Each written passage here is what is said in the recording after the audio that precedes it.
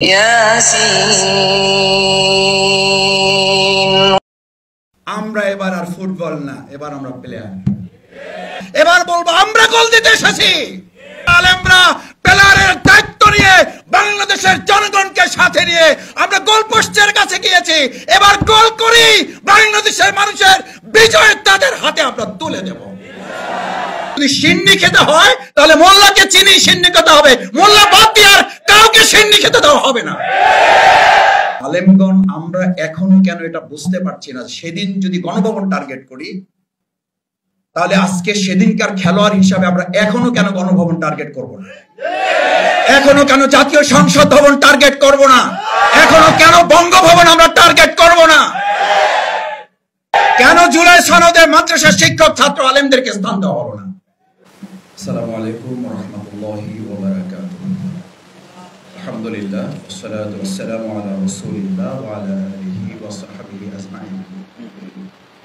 আজকে এই গুরুত্বপূর্ণ সেমিনার ছাত্র শিক্ষক ওলামায়ে কেরামের ভূমিকা গণঅভ্যুত্থান পরবর্তী নতুন বাংলাদেশে প্রিয় প্রবন্ধকার ডক্টর রফিকুল ইসলাম ঢাকা বিশ্ববিদ্যালয়ের তরুণ সহযোগী অধ্যাপক, আমার শ্রদ্ধাভাজন সভাপতি, উপস্থিত সম্মানিত ওলামায়ে কেরাম, অতিথিবৃন্দ, বাংলাদেশ জামাত ইসলামীর সংগ্রামী সহকারী সেক্রেটারি জেনারেল, বিশিষ্ট আলেম দ্বীন মাওলানা রফিকুল ইসলাম খান সহ আমার অনেক উস্তাদতুল্য সম্মানিত আলেমগণ এখানে উপস্থিত আছেন, আমার সামনে উপস্থিত আছেন। আমরা সকলকে আন্তরিকভাবে ধন্যবাদ জানাই, কৃতজ্ঞতা জানাই যে আপনারা সেই শুরু থেকে এখন পর্যন্ত আজকের এই প্রোগ্রাম সফল করার জন্য এখানে উপস্থিত আছেন। আমাদের সম্মানিত অতিথিবৃন্দ ওলামায়ে কেরামগণ মূল বক্তব্য রাখবেন। প্রধান আমাদের সম্মানিত মাননীয় ধর্ম উপদেষ্টা সহ অন্যান্য আলেমগণ কথা বলবেন। আমি দু তিনটা বিষয়ে কথা বলে আমার বক্তব্য শেষ করতে চাই। সম্মানিত উপস্থিতি, এখানে যারা আছেন, যারা ভূমিকা রেখেছেন, জুলাই আগস্টে আরো যারা ভূমিকা রেখেছেন, তাদের মধ্যে একটা মৌলিক পার্থক্য আছে। জুলাই আগস্টের গণ আন্দোলনে কেউ রক্ত দিয়েছেন, ঘাম দেননি, কেউ ঘাম দিয়েছেন, রক্ত দেন নাই, কেউ ঘাম রক্ত দুটোই দিয়েছেন, চোখের পানি দেননি। কেউ এমন আছেন রক্ত দিয়েছেন, ঘাম দিয়েছেন, চোখের পানি দিয়েছেন, দিনের বেলায় অশ্বারোহী হয়েছিলেন, রাত্রিবেলা জায়নামাজে দরবেশগিরি দায়িত্ব পালন করলেন, রূহবান আল্লাহ তাদের নিয়ে বসেছিল, তাদের কাছে শেষ কথা বলেছিল অবস্থা ভালো না, আপনারাও একটু আল্লাহর কাছে দোয়া করেন। মনে আছে আপনাদের? সেদিন তিনিও কিন্তু আপনাদের রাস্তা ধরেছিলেন, শেষ পর্যন্ত তিনিও আপনাদের পথে হেঁটেছেন, কিন্তু যতক্ষণে হেঁটেছেন ততক্ষণে আল্লাহ তাআলা তার জন্য রাস্তা বন্ধ করে দিয়েছেন। সেই জন্য আমি প্রায় বলি, মানুষ আল্লাহর পথে আসে, আল্লাহর কথা স্মরণ করে, যতক্ষণে আসে ততক্ষণে হয়তো তার কপাল থেকে হেদায়েতের শেষ নিশানাটুকু আল্লাহ তাআলা তুলে নেন।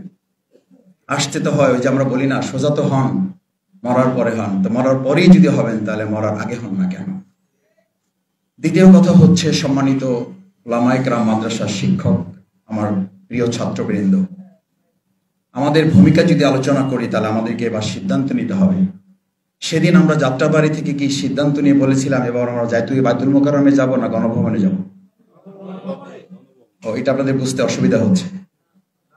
সেদিন কোথায় সিদ্ধান্ত নিয়েছিলাম যে আমরা জাতীয় মসজিদ বাইতুল মোকাররমে যাব না গণভবন দখলে যাব? আমি খুব কেন বুঝতে পারি না আমি যে আলেমগণ আমরা এখনো কেন এটা বুঝতে পারছি না, সেদিন যদি গণভবন টার্গেট করি তাহলে আজকে সেদিনকার খেলোয়াড় হিসাবে আমরা এখনো কেন গণভবন টার্গেট করব না, এখনো কেন জাতীয় সংসদ ভবন টার্গেট করব না, এখনো কেন বঙ্গভবন আমরা টার্গেট করব না, কেন আমাদের শুধু মসজিদ, মাদ্রাসা, জাতীয় বাইতুল মোকাররম এইটুকু হইলেই যেন। আমি আমাদের শ্রদ্ধেয় একজন প্রিন্সিপাল ছিলেন, আমি সস্তিনা মাদ্রাসার ওখানকার ছাত্র, তো আমার শিক্ষক বলতেন যে আমাদের একটা অসুবিধা কি বাসু জানো, আমরা দুনিয়ার দৃষ্টিতে কোনো কিছু একটু পেলে মোটামুটি আত্মতৃপ্তিতে ভরপুর, অথচ আল্লাহ গোটা রাজ্যটা আমাদেরকে দিতে চান, সেখানে আমরা কোনো একটা টুকরো মাটি নিয়ে আমরা আনন্দে আত্মদালিত হয়ে যাই। আজকে আমাদেরকে এটা মাথায় নিতে হবে যে এই আলেম ওলামা ছাত্র শিক্ষক সেদিন যাত্রাবাড়ি দখল করে নাই, সেদিন আমরা ডিক্লেয়ার করেছিলাম গণভবন। আজকে সেই যাত্রাবাড়ি উদ্ধার করা, সেই বিএনএস ভবন উদ্ধার করা, সেখানকার বিজয় ঘোষণা করা ছাত্রদেরকে জুলাই সনদে রাখা হবে না। সেই জুলাই সনদ এই বাংলাদেশের মানুষটা একজন মানুষ এটা বিশ্বাস করে না। কেন জুলাই সনদে মাদ্রাসার শিক্ষক ছাত্র আলেমদেরকে স্থান দেওয়া হলো না? তার মানে কি জানেন? আপনাদেরকে ইতিমধ্যে জানিয়ে দেওয়া হয়েছে মোল্লার কাজ শেষ, এখন সিন্নি শুধু পালা। আর এবার আমরা বলতে চাই, যদি সিন্নি খেতে হয় তাহলে মোল্লাকে চিনি সিন্নি খেতে হবে, মোল্লা বাদ দিয়ে আর কাউকে সিন্নি খেতে দেওয়া হবে না। আবার সিন্নি সামনে আসছে 2026 সাল, আবার দেখবেন সিন্নির কাছ থেকে মাসি বনবন করা শুরু করছে। মাসি বনবন করে করে এই দুই প্রকার মাসি, একটা মোটা মাসি, একটা চিকন মাসি। মোটা মাসি কোথায় কোথায় বসে জানেন? স্বাস্থ্য ভালো কোথায় বসে জানেন? আমি এই কথা বলতে চাই না, আমার মুরব্বীদের কাছ থেকে এগুলো ওয়াজ শোনা, তো এই ওয়াজ ওনাদের সামনে বললে ওনারা আমাকে একটু আদবের খেলাপ মনে করবেন। আমি শুধু স্মরণ করে দেওয়ার জন্য। এই মোটা মাছির কাজে হলো কাঁঠালেও বসে, এই মোটা মাছির কাজ হলো মরা গরুর উপরেও বসে। কখন মোটা এই মাছিটা আপনার এই কাঁঠালের উপরে বসে আর কখন মরা গরুর উপরে বসে, মরকুরি পরে বসে, এই বোধ সত্যজিদের আলেমরা আমরা কেউ আবার ভুলে যাই, তাহলে শেখ হাসিনার সাথে বাইতুল মোকাররমের ইমাম যেমন পালিয়েছে, ভবিষ্যতেও সেই তথাকথিত আলেমদেরকে আবার রাস্তা খুঁজতে হবে পালাবার। আমি বিশ্বাস করি আজকের সেমিনারে সেই বোধ শক্তি উপলব্ধি এখান থেকে আমাদেরকে নিয়ে যেতে হবে।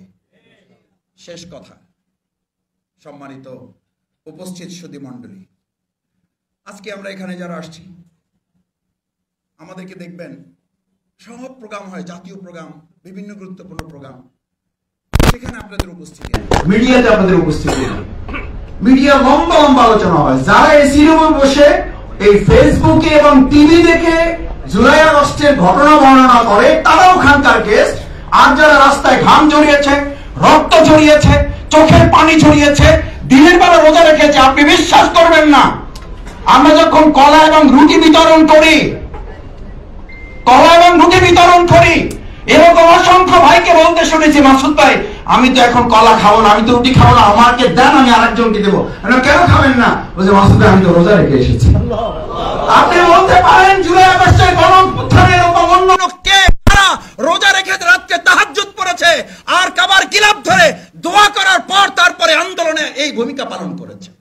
তারা তাদের বাদ দিয়ে আপনি মিডিয়া চালান, তাদের বাদ দিয়ে আজকে আপনাদের অন্তর্বর্তীকালীন সরকার চলতে চান। যদি চলতে চান, জুলাই আগস্টের যে ভুল হয়েছে তার চেয়ে কয়েক গুণ মূল্য দিয়ে আবার আলেম সমাজকে নিয়ে এই বাংলাদেশ পরিচালনার সিদ্ধান্ত নিতে হবে। তার আগেই এই আলেম সমাজ, ছাত্র, মাদ্রাসা সবাইকে সমান মূল্যায়ন না, ন্যায্য মূল্যায়ন করতে হবে। এবারের ঘোষণা, আমরা এবার আর ফুটবল না, এবার আমরা প্লেয়ার। আমাদেরকে যেমন খুশি পিটাবেন, সেই দিন শেষ। এবার ফুটবলের পালা না, এবার আলেমরা প্লেয়ারের দায়িত্ব নিয়ে বাংলাদেশের জনগণকে সাথে নিয়ে আমরা গোলপোস্টের কাছে গিয়েছি, এবার গোল করি বাংলাদেশের মানুষের বিজয় তাদের হাতে আমরা তুলে দেব। সেই প্রত্যাশা ব্যক্ত করে সেটার জন্য প্রস্তুতি গ্রহণ করার উদাত্ত আহ্বান জানিয়ে আমরা গোলপোস্টের কাছে গিয়ে যেন আর এটা না বলি আমরা সুন্দর দেখতে ফুটবল ভাই, যা পারেন করেন, মারেন আমাদের দিয়ে গোল দেন। এবার আমাদের দিয়ে গোল দিতে বলবো না, এবার বলবো আমরা গোল দিতে এসেছি, এবার আমরা গোল দেবো ইনশাআল্লাহ। আল্লাহ আমাদের কবুল করুন। আসসালামু আলাইকুম ওয়া রাহমাতুল্লাহি ওয়া বারাকাতুহু।